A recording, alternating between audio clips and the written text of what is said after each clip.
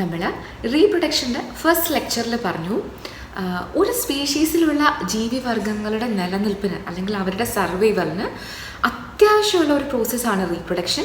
അതുകൊണ്ടാണ് നമ്മൾ റീപ്രൊഡക്ഷനെ ഒരു ലൈഫ് പ്രോസസ്സ് എന്ന് വിളിക്കുന്നത്. അങ്ങനെയാണെങ്കിലേ ഒരു സ്പീഷീസിൽപ്പെട്ട ജീവികളെ നമുക്ക് എങ്ങനെയാണ് തിരിച്ചറിയാൻ പറ്റുക? അവർ കണ്ടാൽ ഒരുപോലെ ഇരിക്കും അല്ലേ?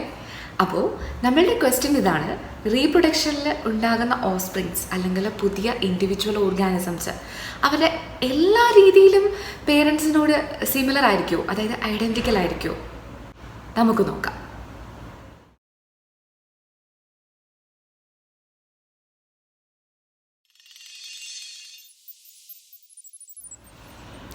Hello everyone, Anu here. Class 10 Biology chapter How Do Organisms Reproduce? ഇതിൻ്റെ സെക്കൻഡ് ലെക്ചറാണിത്. ഈ ലെക്ചറിൽ നമ്മൾ പഠിക്കാൻ പോകുന്നത് DNA കോപ്പിങ് അല്ലെങ്കിൽ DNA റെപ്ലിക്കേഷൻ അതെന്താണ്, വേരിയേഷൻ എന്താണ്, അതിൻ്റെ റെലവൻസ് എന്താണ് എന്നൊക്കെ. നമ്മൾ പറഞ്ഞു ഒരു ഓർഗാനിസം റീപ്രൊഡ്യൂസ് ചെയ്തുണ്ടാകുന്ന ഓസ്പ്രിങ്സ് അതിൻ്റെ പേരൻറ്റിനോട് സിമിലർ ആയിരിക്കുമെന്ന്. അപ്പോൾ അതിനെ കാണാൻ ഒരുപോലെ ഇരിക്കുന്നുവെങ്കിൽ ഓബ്വിയസ്ലി അത് ഉണ്ടാക്കാനായിട്ടുണ്ടായിരുന്ന ബോഡി ഡിസൈൻ അല്ലെങ്കിൽ ആ ഒരു ബ്ലൂ പ്രിൻ്റ് സെയിം ആയിരുന്നിരിക്കണം അല്ലേ? എന്താ ബ്ലൂ പ്രിൻ്റ്? നമുക്കറിയില്ലേ മക്കളെ, നമ്മൾ ഈ ഒരു വീടുണ്ടാക്കാനോ അല്ലെങ്കിൽ ഒരു ബിൽഡിംഗ് പണിയാനൊക്കെ നമ്മൾ പ്ലാൻ വരയ്ക്കും അല്ലേ? അതായത് ഇന്ന റൂംസ് എവിടെയായിരിക്കും, അതിൻ്റെയൊക്കെ മെഷർമെൻറ്റ്സ് എന്തായിരിക്കും, അതായത് അതിൻ്റെ ഒരു ലേ ഔട്ട് നമ്മൾ പ്രിപ്പയർ ചെയ്യും. അപ്പോൾ ഇതിനെയാണ് നമ്മൾ ബ്ലൂ പ്രിൻ്റ് എന്ന് വിളിക്കുക. അപ്പോൾ റീപ്രൊഡക്ഷൻ എന്ന് പറഞ്ഞാൽ എന്താ ഉദ്ദേശിക്കുന്നത്?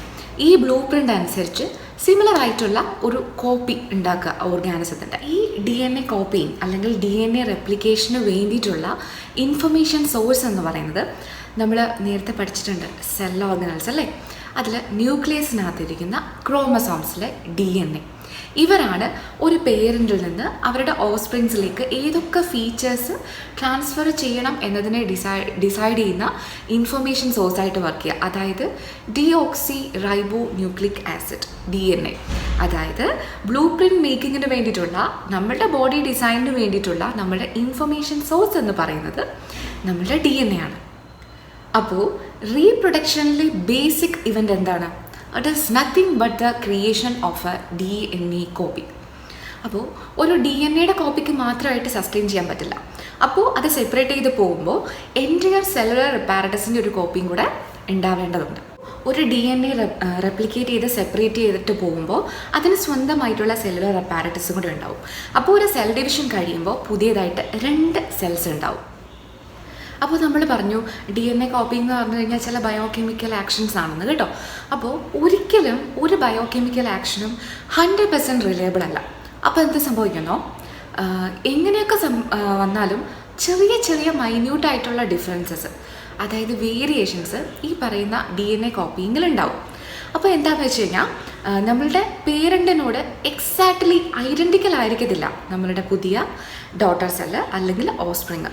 അപ്പോൾ സിമിലർ ആയിരിക്കും, അതായത് അവർ തമ്മിൽ സിമിലാരിറ്റീസ് ഉണ്ടാവും, പക്ഷേ എക്സാക്ട്ലി സെയിം ആയിരിക്കില്ല. അത് നമുക്കറിയില്ലേ, നമുക്ക് നമ്മളുടെ പേരൻസിൻ്റേതായ കുറച്ച് സിമിലാരിറ്റീസ്, അതായത് കുറേ റിസംബ്ലൻസ് ഉണ്ടാവും, പക്ഷേ എക്സാക്ട്ലി സെയിം ആയിരിക്കത്തില്ലല്ലോ. ദെൻ അതുപോലെ തന്നെ ഇങ്ങനെ വേരിയേഷൻസ് സംഭവിക്കുന്ന കൂട്ടത്തിൽ അത് മൈന്യൂട്ട് വേരിയേഷൻസ് ആയതുകൊണ്ടും അതൊരു പ്രശ്നമല്ലാത്തത് കൊണ്ടുമാണ് നമ്മളത് സസ്റ്റെയിൻ ചെയ്ത് സർവൈവ് ചെയ്ത് പോവുക. ഇൻ കേസ് അങ്ങനെ DNA റെപ്ലിക്കേഷൻ സംഭവിക്കുന്ന സമയത്ത് ഒരു ഡ്രാസ്റ്റിക് ചേഞ്ചൊക്കെയാണ് സംഭവിച്ചതെന്നുണ്ടെങ്കിൽ ഒരിക്കലും ആ ഒരു സെല്ലിന് സർവൈവ് ചെയ്യാൻ പറ്റില്ല, അത് മരിച്ചു പോകും.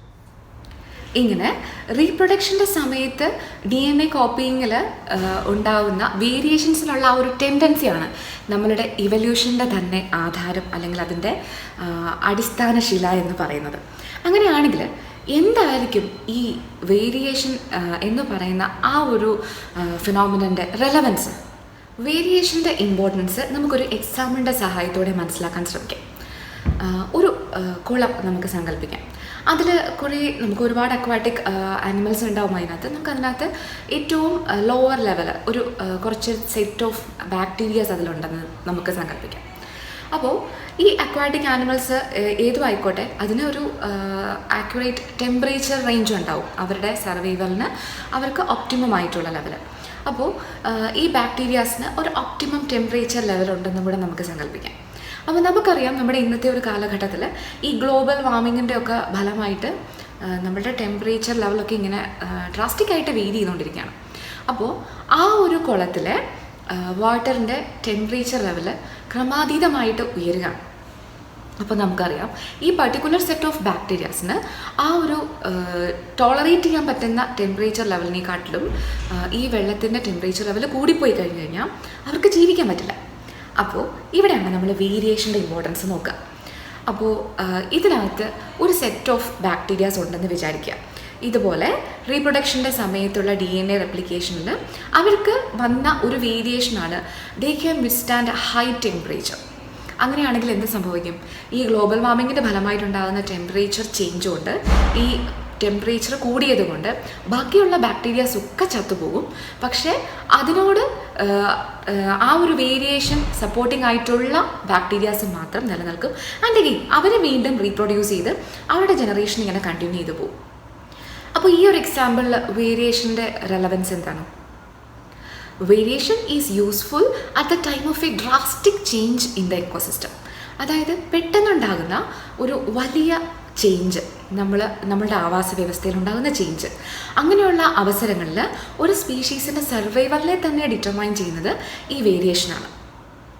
സോ വേരിയേഷൻ ഒരു സ്പീഷീസിൻ്റെ സർവൈവലിന് സഹായകരമാകുമ്പോൾ റീപ്രൊഡക്ഷൻ എന്ന് പറയുന്നത് ഒരു സ്പീഷീസിൻ്റെ പോപ്പുലേഷൻ്റെ സ്റ്റെബിലിറ്റിയാണ് ഡിറ്റർമൈൻ ചെയ്യുക. This is all about DNA copying, variation and importance of variation.